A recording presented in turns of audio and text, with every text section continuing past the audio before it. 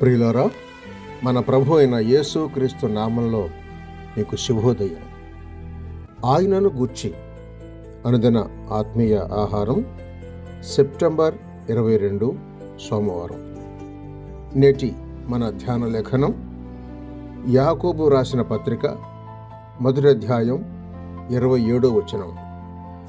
ఇహలోక మాలిన్యము తన కంటకుండా తన్ను తాను కాపాడుకునుటయే. వ్యాఖ్యాన అంశం: భక్తులు కాపాడబడుట. వ్యాఖ్యాన అంశం: భక్తులు కాపాడబడుట. వ్యాఖ్యానం: రోమీయులకు రాసిన పత్రిక 12వ అధ్యాయం 2వ వచనంలో లోక మర్యాద అనేది శత్రువుగా చెప్పబడింది. లోక నటన గతిస్తున్నదని 1 కొరింథీ పత్రిక 7వ అధ్యాయం 31వ వచనం అంటోంది. పై వచనంలో లోక మాలిన్యం చెప్పబడింది. కనుకనే యోహాను రాసిన 1వ పత్రిక 2వ అధ్యాయం 15వ వచనం ఆజ్ఞాపిస్తున్నది ఏంటంటే, ఈ లోకమునైనను లోకములోనున్న వాటినైనను ప్రేమింపకుడి అని. అది ప్రస్తుతం దుష్టునికి లోబడి ఉన్నందున ఇట్టి లోకముతో స్నేహం చేసుకునే క్రీస్తువారు ఆత్మీయంగా వ్యభిచరించుచున్నారు అని యాకోబు పత్రిక 4వ అధ్యాయం 4వ వచనం చూపుతోంది. అయితే ప్రశ్న ఒకటి లేస్తోంది: లోకం ఈ విధంగా విరోధంగా ఉంటే దానిలో ఉండటం కన్నా భక్తుడు దానిలో నుండి తీసివేయబడటం మంచిది కాదా?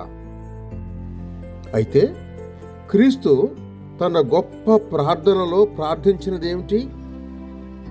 నీవు లోకములో నుండి వారిని తీసుకుపోమ్మని నేను ప్రార్థించడం లేదు గాని దుష్టుని నుండి వారిని కాపాడము అని ప్రార్థిస్తున్నాను అని యోహాను సువార్త 17వ అధ్యాయం 15వ వచనంలో అంటున్నాడు ప్రభు.